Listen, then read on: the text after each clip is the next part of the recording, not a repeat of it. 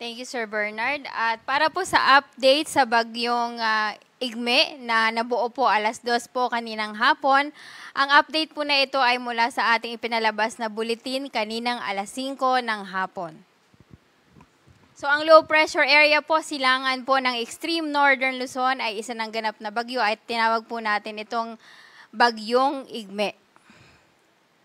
Huli pong namataan ito sa layong 530 km, silangan, hilagang silangan ng Itbayat, Batanes. Taglay po ang lakas na hangin na 55 km per hour malapit sa gitna at pagbugsong umaabot naman po hanggang 70 km per hour.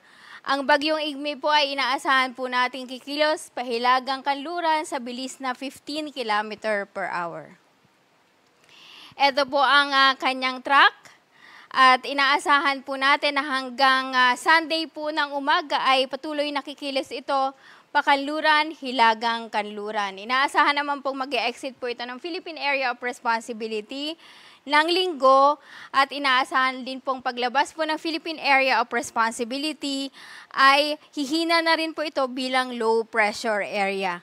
Sa ngayon po ay nakataas po ang Tropical Cyclone Signal number 1 dito lamang po sa Batanes o sa lalawigan po ng Batanes. So isang probinsya lang po ang area kung saan po nakataas po ang ating wind signal.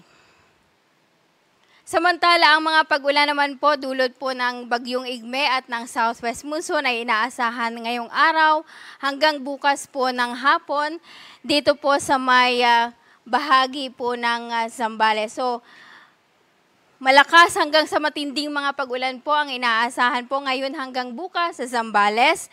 Samantala, katamtaman hanggang sa kung minsan ay malalakas na mga pag-ulan naman sa Ilocos Region, Babuyan Islands at Bataan. Samantala po, dahil naman po sa habagat pa rin po ay inaasahan po na magiging katamtaman hanggang sa malakas din po ang mga pag-ulan dito po sa Pangasinan, dito po sa Zambales at Bataan, simula bukas po ng hapon hanggang sa Linggo po ng hapon. Samantala, yung direktang epekto naman po ng ulan na dala po ng bagyong Igme, naasahan po na magbibigay na ng katamtaman hanggang sa kung minsan ay malakas na pag-ulan dito po sa may Batanes. Samantala, bukas naman po ng hapon hanggang sa Linggo po ng hapon ay inaasahan na malakas hanggang sa mga matitinding mga pag-ulan ang inaasahan po sa Batanes pa rin at katamtaman hanggang sa kung minsan ay malalakas na mga pag-ulan naman po dito sa Cagayan kasama na po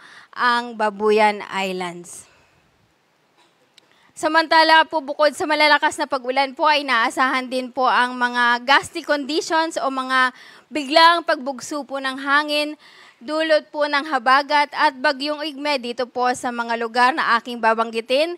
Ngayon hanggang sa Linggo po ay inaasahan po ang mga pagbugso ng hangin dulot po ng habagat at ng bagyong Igme dito po sa Ilocos Region, Batanes, Babuyan Islands, Zambales at Bataan.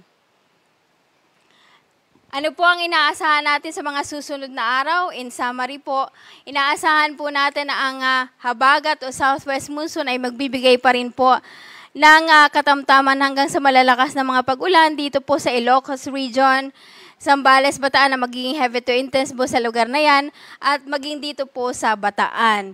At inaasahan din po ang maulap na kalangitan na may mahina hanggang sa katamtamang ulan. At kung minsan po meron din pong malalakas na ulan dulot po ng thunderstorms dito po sa nalalabing bahagi ng Luzon, maging sa ilang bahagi po ng Visayas.